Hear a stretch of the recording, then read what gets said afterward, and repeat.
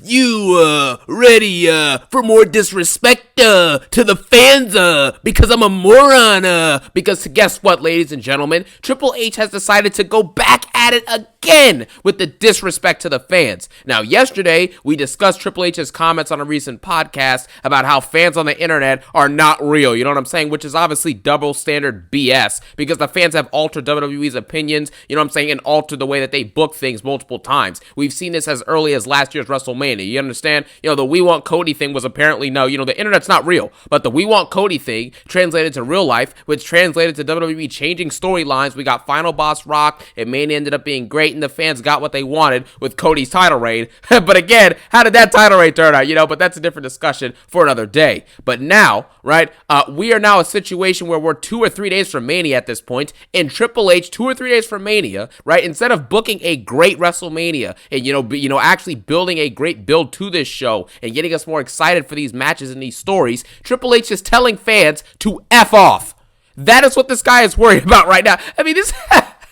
This is laughable at this point, man. What are you talking about? And it's starting to become really easy to tell that the critiques and the complaints from the fans are starting to get to Triple H because in all these different interviews and podcasts he's doing, he keeps on bringing up the fans and their complaints and their critiques, and he refers to it as B-wording or moaning or complaining, you know what I'm saying? Or F off now, you know? It's absolutely unbelievable what this guy is doing at this point. He's probably already seen multiple different YouTube channels, you know what I'm saying, Twitter accounts, TikToks, Instagrams, calling out his BS, and because of that, now this dude is now upset, you understand? He may have even seen my video, you know what I'm saying? Like, at this point, that's just possibly at this point, you know what I mean? So, in WWE, in Triple H, you know, deep down, they know that part of the criticisms and the complaints that they're getting are true, and that's what pisses them off and irritates them inside, because their egos can't handle the fact that their product isn't perfect. You get what I'm saying? So, anyways, yesterday Triple H conducted an interview for WWE's YouTube channel, which, by the way, they made it seem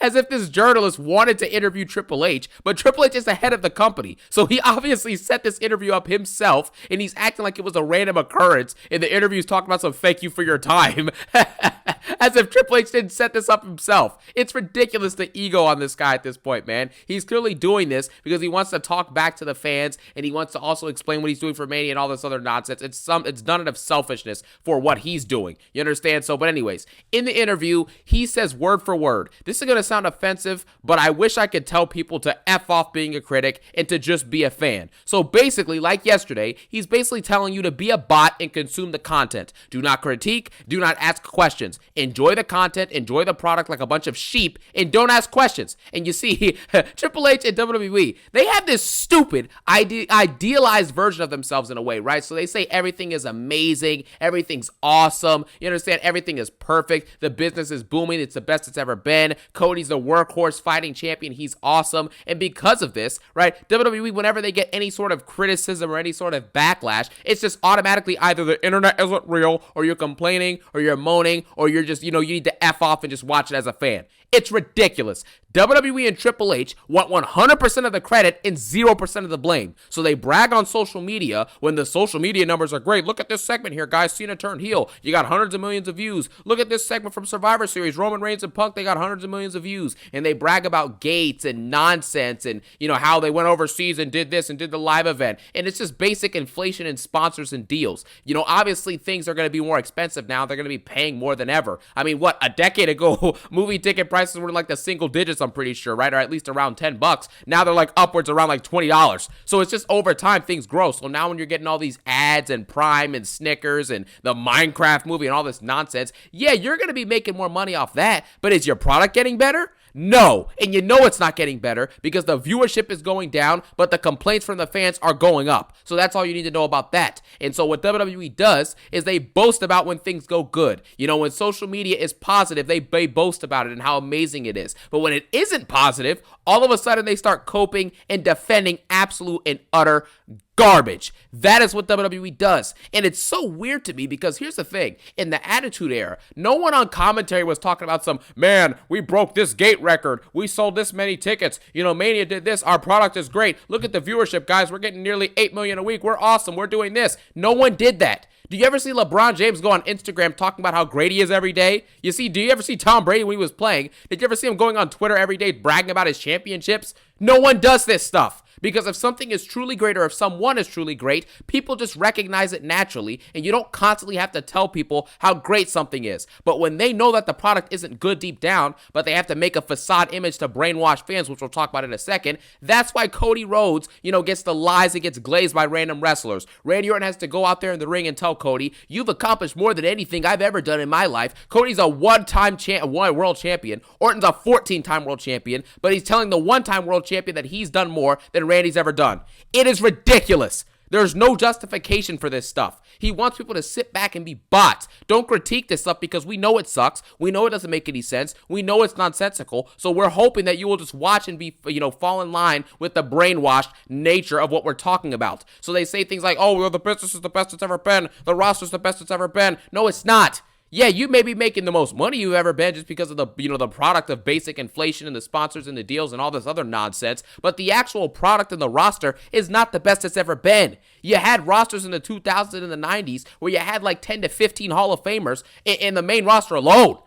Maybe 15 to 20 realistically. You get me? So while views are plummeting heavily, right? You're getting some of the lowest views you've gotten, since you've gone to Netflix with Raw, and you're getting some of the lowest views you've got for SmackDown on USA Network, and the fans are bashing this awful Mania season and this trash content. Triple H is trying to peddle the narrative that things are amazing, things are great, just watch it as a fan, don't critique it. It's absolutely ludicrous to operate like this. It makes no sense. And WWE is built, in many ways, WWE has been built over the decades, through criticism. It just is what it is. The real fans are the ones who watch it as fans, obviously, of wrestling in general and of pro wrestling, which, by the way, gotta mention something about pro wrestling. I saw a segment last night on my YouTube feed, 2 segments, or one of them really was the one I watched fully. MJF in this thing with the Hurt Syndicate on AEW, that segment last night was a banger, okay? I watched it. It was great. MJF, obviously, is one of my favorite wrestlers on the planet. I don't know if I've mentioned that before. I think I have, but he is one of my favorite, and I thought that segment was great, so I want to shout out to MJF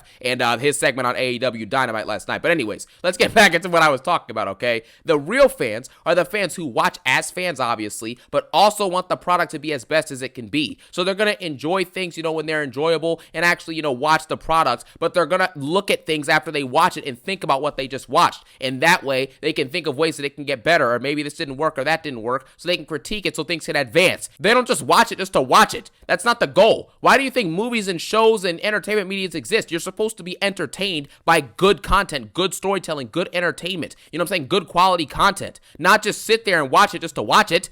What kind of logic is that? The brainwashed Cody bot fans chanting, Cody, Cody Rhodes, Cody, Cody Rhodes, we are bots, we are bots. Those are the type of fans that WWE is preying on. Those fans that are getting price gouged and scammed, throwing $8,000 or $10,000 for top 3 row, front 3 row seats for Mania 41 to watch Jey Uso fight Gunther, and to watch Rey Mysterio fight Chad Gable or El Grande Americano, whatever, or to watch Drew McIntyre versus Damian Priest. Really? Or to watch I Can't Stop Thinking About Punk, you know what I mean? But it's absolutely ridiculous at this point. These fans chanting, this is awesome, for a Zelina Vega versus Piper Niven match. You get what are we doing? Or Karrion Kross versus Pete Dunne, and the fans are chanting, this is awesome, this is awesome. No, it's not. This is garbage. Start chanting that and maybe we'll get different results. Triple H says the internet isn't real. Why don't fans start going and chanting, this is garbage? Maybe then the internet will look real to you, won't it? So it's just ridiculous at this point. But those are the fans who WWE has brainwashed, and those are the fans that they really like. Not the fans who watch it and critique and actually think about what they watch and are watching it from a perspective of, yeah, I love professional wrestling as a medium. I want to be entertained. I want to enjoy it, so I tune in. But I also want the product to get better when it's not good. That way you can maximize your audience, get back to the viewership that you used to have in the Attitude Era, and not have a situation where over 500 or 700 million people worldwide have Netflix and only 2.8 million are tuning in consistently to watch your product. That's embarrassing. And it's 2.8 million over a week or two period at this point. That's not acceptable. If you're really as great as it's ever been, the business is as best as it's ever been, what do you think would happen if the world had worldwide access to watch WWE during the Attitude Era and the Ruthless Aggression Era? Every single week, the ratings would be pushing 8 to 10 million for decades. You understand? Until probably the 2010s. That's just what it was. So why are we pretending here that 2.8 million is good and that business is booming? No, it's not. You're making revenue, but your product stinks. The fans know it. They're calling it out now. And because they're calling it out, all of a sudden WWE has to come up with, these cliche interviews and these bot interviews to basically bring up the fact that, hey guys, don't watch our product and critique it. Just watch it and go along with it and enjoy yourselves. Yeah! No. How about that? It's ridiculous at this point. WWE is built by criticism. It's just ridiculous to me. 3 of the most important wrestlers in the history of WWE as a company and in the history of pro wrestling as a whole, John Cena, The Rock, and Roman Reigns. And John Cena obviously is important for multiple different reasons. He carried WWE through some bad eras. He also introduced, he was basically the biggest star they had since Stone Cold and Rock. And, that's just what he did. He came in there consistently as a workhorse champion, a poster boy for the company, a model citizen, at least, to the general public, obviously. I don't know what he was doing on Total Divas. You know what I'm saying? I don't know. We got heel John Cena early. But you get that. John Cena was basically there to carry the company and be the face of the company for 10 to 15 years and absolutely carry it. You understand? And he was a great champion. John Cena was a great role model to young kids, doing all the Make-A-Wishes and all that stuff. John Cena was great and very important for this company. The Rock is arguably the most entertaining wrestler, performer in the history of pro wrestling. He just is. He has that much charisma. He was that amazing. Roman Reigns started off as the big dog. He was still putting on good matches, but he still had to figure it out. Became the tribal chief and boom. Now he's widely regarded as at least one of the top 10 to top 15 wrestlers of all time.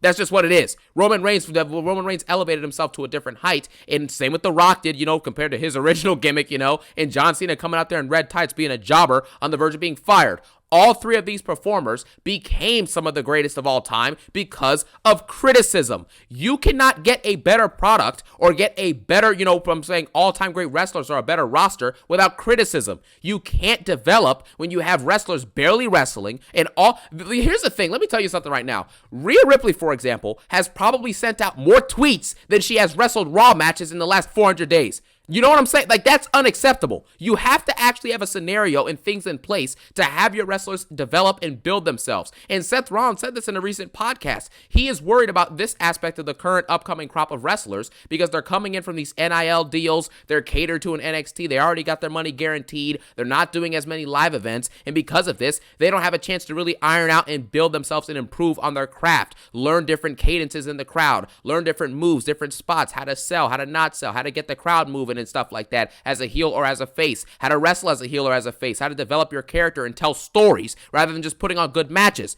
WWE has too many mid-carders and jobbers pretending to be main eventers and being told to us that are main eventers, but they can't tell stories. It's as simple as that. That is the problem with the upcoming crop of wrestling, and we have to sit here and not critique it? We have to just watch and just consume product like a bunch of bots on our conveyor belt. It's unacceptable. If you want WWE to be great, you have to accept criticism from your fans. That's the only way things are going to get better. This current crop of talent has gone soft. That's why Cody Rhodes is allegedly what's called a fighting champion, and he's had the belt now for over a year and has maybe 7 title defenses as a full-time competitor. How is that acceptable? You're lying to us. It's just a bunch of lies. Cody's a fighting champion, but he's not fighting. Gunther's a ring general who's a fighting champion, but he's not fighting. How many people it's going to continue with? Rhea Ripley is a fighting champion. She's amazing. She's the face of the women's division. She's all these great things. One of the legends of the industry today. She's one of the top people in the industry today in the women's division. And she's not wrestling. She's not telling good stories. And she's not cutting good promos.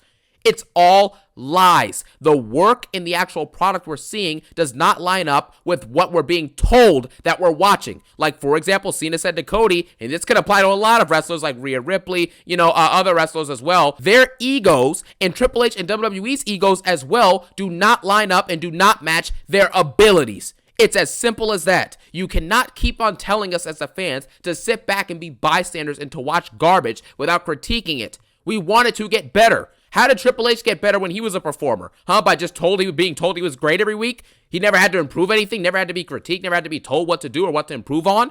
Come on, man.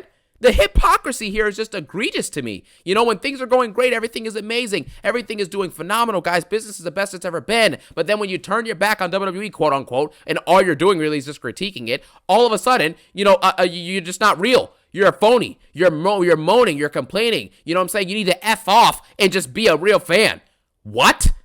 A real fan would rather stab you in the face than stab you in the back. We're all going to tell you, well, at least, a proportion of the fan base is going to tell you the truth, whether you like it or not, Triple H or WWE.